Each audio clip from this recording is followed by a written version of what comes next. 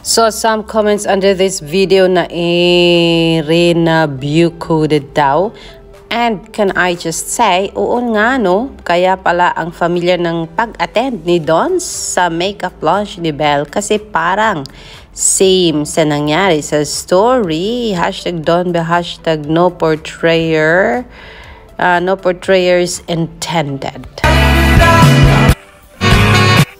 So this is Belle's tally celebration kasi nga po inilabas na itong kanyang beauty line. Andito nga po sa video na to si Donnie Pangilinan.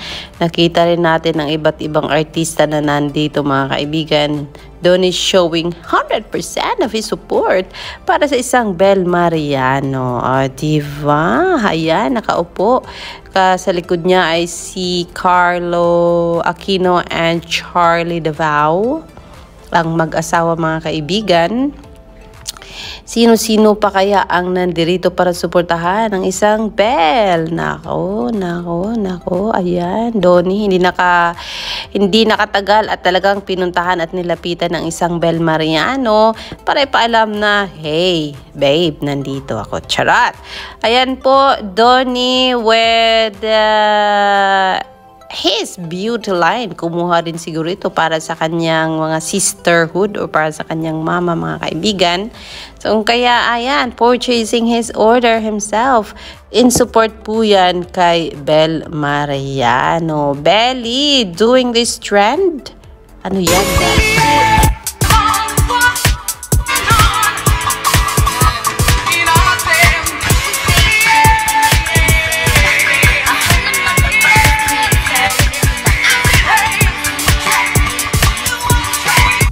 That's Belle Mariano mga kaibigan. Nakitrend na rin gaya ng ginawa ni Kyle, Donnie and my mga kaibigan. So yes. In this photo are Belle Mariano's Constance, Billy, Ara, King and JP. So ito yung mga guests siguro ni Belle ito sa kanyang launching ng kanyang beauty products mga kaibigan. Belle with her candy crochet. Ayan po. Sarap. Ano nga laman na candy dyan? Di natin alam. Sana ano? Sneakers. So yes, yan po ang Belle Mariano mga kaibigan. Meron pa ditong pa video. Wow, Belle! Si Belle, guys. Sige. Uy, ano ka ba? Ito ba ito? May isang one pa doon. Ayaw, sumama sila. Dito ka! Dito lang sa may upuan sila. Ayan. Belle with popcorn and flowers from her followers, mga kaibigan. So, ganyan, kagrabe, ang mga pa-event ng isang Belle Mariano. Eric John Salute is saying, as I have said, Eric John Salute is shouting out for a part 2 of Meet, Greet, and Buy ng Star Cinema.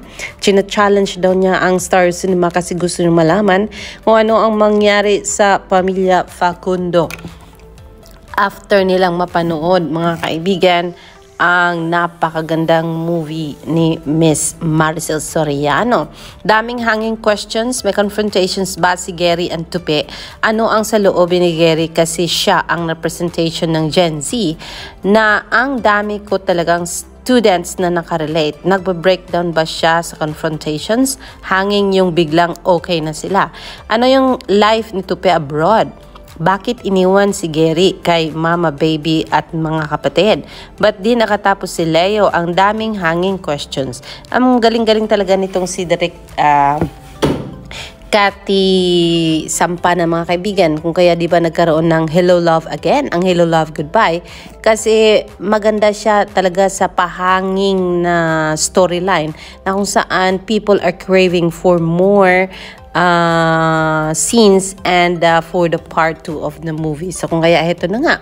At sa daming questions nila na walang kasagutan, gusto nila ng part 2. And the sitcom please, sayang ang pagtanggap ng casual viewers sa pamilyang ito.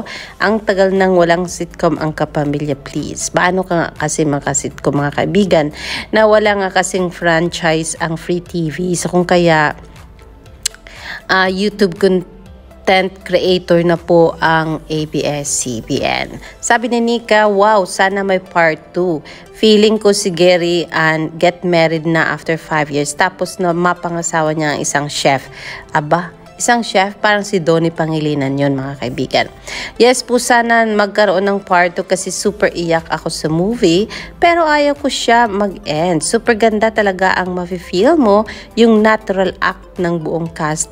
Hirap mag-move on sa meet, greet, and buy. Sabi pa nga ng isang Ana, sana mga meron Sir Eric Star Cinema. Yung kwento sa buhay ni na Gary at Tupe, anong mangyayari na sa kanila after reconciliation? Ngayon, pa-pursue na ba ni Brad yung karir niya? Yun siya naman.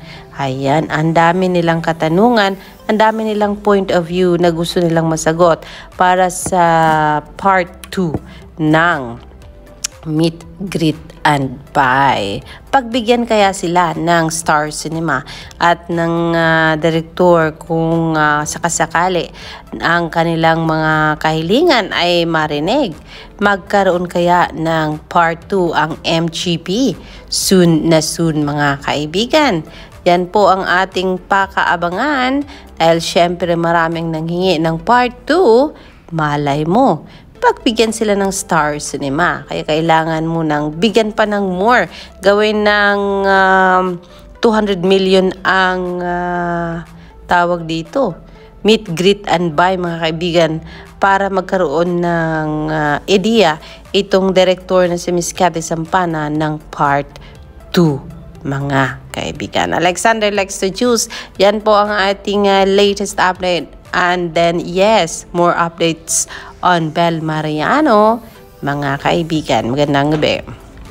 Mom and I, nag-Nico. And the name of our youngest sister is Natalia. So we named the the brand after her, Tali. And, ayun, there was this one day, random day, that Daniela just went up to Mom and I, nag-pitch siya sa akin. Imagine at her age, nag-pitch siya sa akin ng makeup line. And I was so happy, I was so amazed by her concept. And from there on, we started building Tali. And you know, we've always had an interest kasi when it comes to makeup, Daniela and I feel like makeup is a way for you to express yourself. You know, it's a way for you to just make yourself feel like you're totally you. So really, that's the inspiration why we named it Tali and why we came up with Tali. Totally you. Yes. And like what you mentioned, Belle, you and Daniela love doing makeup. You guys love getting ready together. Okay, let's have a quick Sister Chica minute. Okay. How would you describe Daniela's style? Nico. We wanted to be that. We wanted to be as convenient as possible, you know. As you can see naman with our Tali, it has that hook or the ring that you can just put it in your bags if you want to. So pwede siyang parang maging anik-anik if you wanted to be that. And for our naman, 1G, very light siya and very compact. So you can just put it in your pocket. And more than just it being a makeup product, we wanted for you guys to see as, you know, as your sister that's always there for you. And it really has a really good backstory because it was created by Daniela and I. Yes. And I know you guys both mentioned to me earlier that it really took a long time for you guys to formulate the products. So could you talk to us about the process of creating these products? So, for us, I feel like the hardest part was picking the shades. It took a very long time, like, formulating the shades because we wanted to be inclusive with everyone. We wanted the formula to be buildable but also hydrating. We also wanted it to vary from one shade to another. You know, we have that deep red, we also have that nude, pink, if you have whatever your undertone is. Talagang we really were hands-on with that. So it was really hand-picked talaga and carefully chosen, the specific shades that we have here now.